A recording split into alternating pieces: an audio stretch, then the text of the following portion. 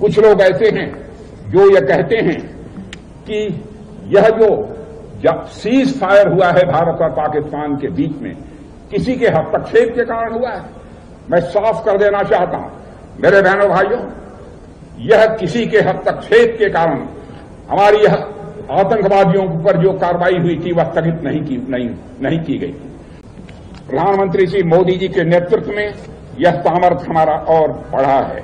इसलिए अब कोई भी ताकत भारत की संप्रभुता को, भारत की एकता और अखंडता को चुनौती नहीं दे सकती है अथवा चुनौती देने की हिम्मत नहीं कर सकती है। आपने हाल में ही मई के महीने में ऑपरेशन सिंदूर देखा है।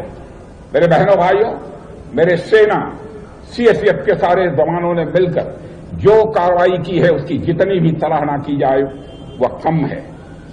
उन्होंने पहलगाम में आकर धर्म पूछकर हमारे लोगों को मारा, उनके आतंकवादियों ने, लेकिन हमारे सेना के जवानों ने उन्हें मारा है तो धर्म पूछकर नहीं मारा है, उनका कर्म देखकर मारा है। बहनों भाइयों, यह भारत और पाकिस्तान के बीच सबसे बड़ा एक मौलिक अंतर है। मेरे बहनों भाइयों, कुछ लोग ऐसे हैं जो ये कहते हैं कि यह जो जब सीज फायर हुआ है भारत और पाकिस्तान के बीच में किसी के हस्तक्षेप के कारण हुआ है।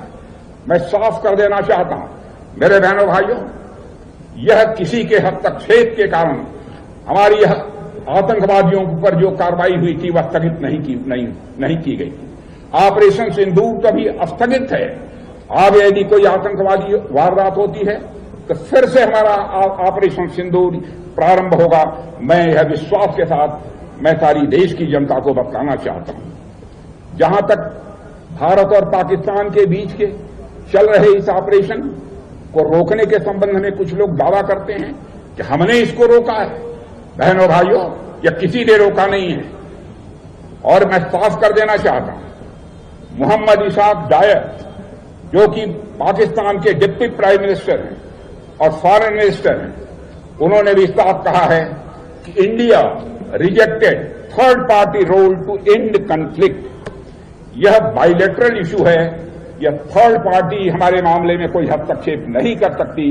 यह हमारे प्रधानमंत्री ने दो टूक शब्दों में इसे साफ कर दिया था। जो नुकसान ऑपरेशन सिंदूर के कारण उनके आतंकवादियों को पहुंचा है, आज ही आतंकी संगठन के जैसे मोहम्मद के कमांडर ने स्वीकार किया है कि ऑपरेशन सिंदूर के दौरान बहावलपुर हुए हमले में खूंखार आतंकवादी जो मसूद अजहर के परिवार के टुकड़े टुकड़े हो गए थे, यह था हमारे भारत के सेना के जवानों का शौर्य और पराक्रम। और बहनों भाइयों, कल ही उसकी एक वीडियो भी जारी की गई है। हमारे प्रधानमंत्री मोदी जी के नेतृत्व में यह भारत का सामर्थ्य और भी आगे बढ़ा है। इसलिए कोई भी ताकत भारत की संप्रभुता को चुनौती देने की हिम्मत नहीं कर सकती है।